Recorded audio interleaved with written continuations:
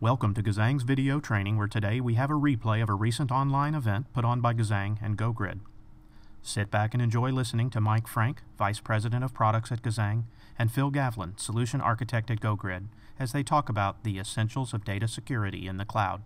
Due to the length of this webinar, we have separated the video into 3 parts. This is part 2. If you have not seen the first part of this video, please check our website, www.gazzang.com. And then bottom line too, people can steal physical storage devices, so they can steal disks. And often the other thing that you see is that companies develop encryption on their own, or their developers write it, but all too often maybe the design isn't really thought through completely. And so you'll see events where they said, well, this data was stolen, it was encrypted, but we're not sure if they got to it. And I think that's, for the most part, due to the fact that good design patterns maybe weren't in place.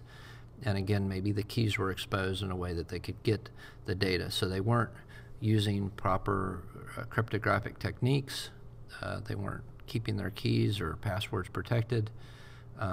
They may not have been transmitting them in a secure manner. So there's all types of things that go into that.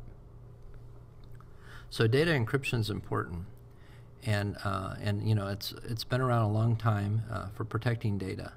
And the nice thing about data encryption too is that it travels with the data. So no matter where the data can be found, whether it's copied, moved, it's at rest, it's in motion, it's there with the data. And control is really made through a management of the encryption keys and access to those keys, whether by a user or application or whatever. So it really controls and helps keep that sensitive information protected, and it obscures the data itself. So somebody does steal the data, AES 256 encrypted data is just going to look like junk. So let's look at some of the cloud infrastructure, open source products, and security applications. So there are some applications out there that you should use. And again, this is not I'm not covering everything, but this is just an example. So host-based firewall tools are there. You can use IP tables or net filter to protect things. You may want to just let ports between an Apache server talk to your MySQL server. There are also tools like AppArmor and SE Linux where we can really create finer-grained rules, roles, and policies on protecting data in those cases. And so, unfortunately, the problem is a lot of times with AppArmor, a lot of times with SE Linux, you often see that they're not enabled because people don't really know how to use them, or they enable them and their applications start to break. Their applications aren't able to work within those realms, but they are great tools. On the encryption side, both in the network and the file level, OpenSSL gives a whole plethora of things for encryption, whether over the network or files or creating certificates. You also have mcrypt, eCryptFS, deMcrypt. Those represent components towards building a comprehensive system to architect to protect your data. And then, the regular list. And again, this is no different on the cloud than it is within a regular enterprise. You need firewalls. You want to use load balancers. And in some cases, these things are actually easier to get to because you can provision these, or you can request these from your cloud provider like GoGrid.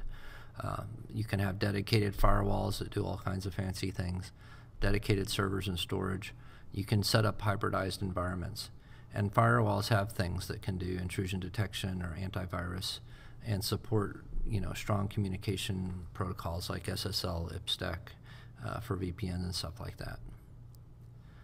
So on the Linux as is, just something to remember. And again, Linux is the majority of the cloud right now, I think, if you look at most of the surveys. So with Linux, you can come in and all these green blocks are files, and it's easy to go in and copy those files. And again, most of the open source stuff doesn't, or almost all the open source doesn't have transparent data encryption like you would find in an Oracle 11 or a Microsoft SQL Server or those more expensive products. And a lot of times, folks really are using more of the LAMP type stack in the cloud.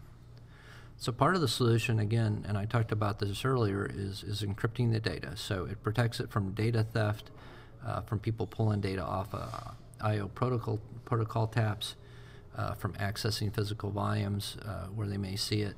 But it doesn't really protect, in most cases, from operating system user access, because it doesn't protect keys and passwords, and often the encryption's at the mount level. So if you're in the operating system, you can see the data.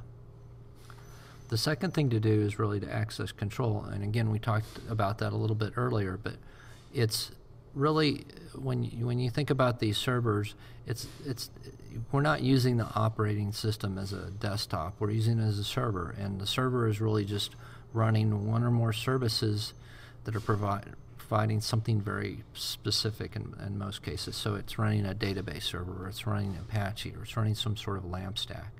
And so really, the only thing that should have access to some of that data is the service itself. The operating system users don't need access to that. The process needs access to that. The users do not, at least as logged in as a normal user. So it's good to add that protection, but there's other ways to as I discussed earlier, to steal the data. So this doesn't protect the data at rest. It doesn't protect keys or passwords per se. Finally, there's key management. So again, we've got to protect, you can't just stick the key under the doormat and be surprised when somebody breaks in your house. You can't just leave keys out in the operating system, in the file system, and expect them not to be picked up. And so we really want to protect the keys from open, easy access. We don't want to leave them out in the open like they often are, and we really want to control it, access to those keys, to the key store, or to files that contain other, password, passphrase type information.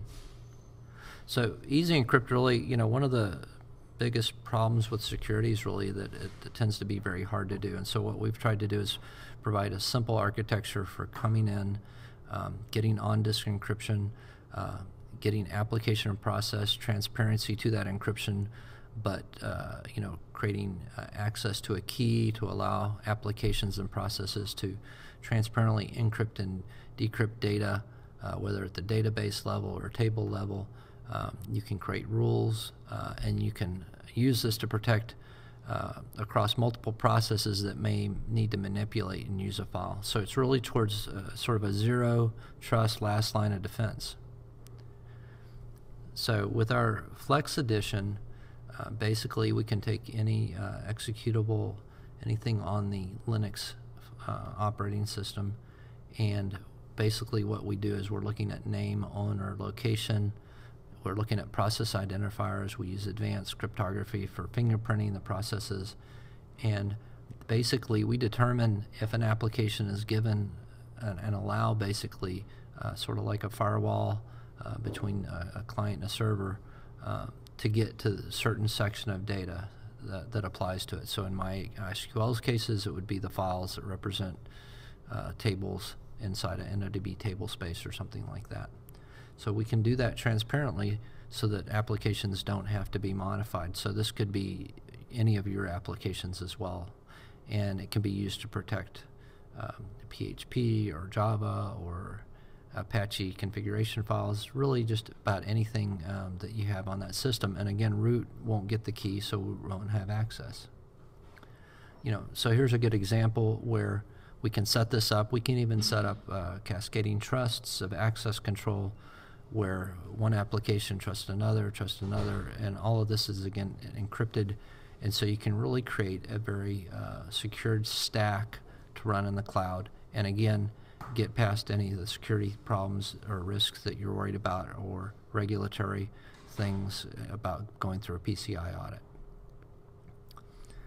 The key side, the key is stored safely in this system, in a key storage system.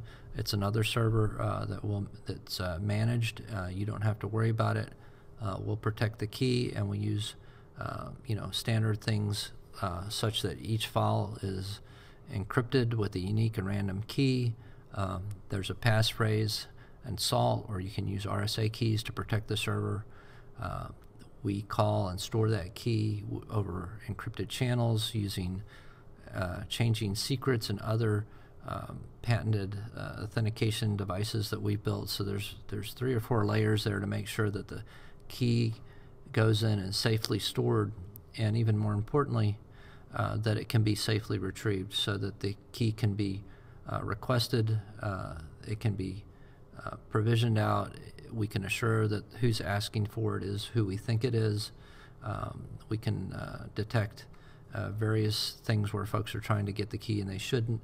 And in the end, the key gets back to the application where transparent data encryption can occur, and those files can be manipulated by whatever process you've given access to. You have just completed part 2 of our 3-part video, Gazzang and GoGrid's webinar, Essentials of Data Security in the Cloud. Please check our website, www.gazzang.com, for information on the other parts of this video.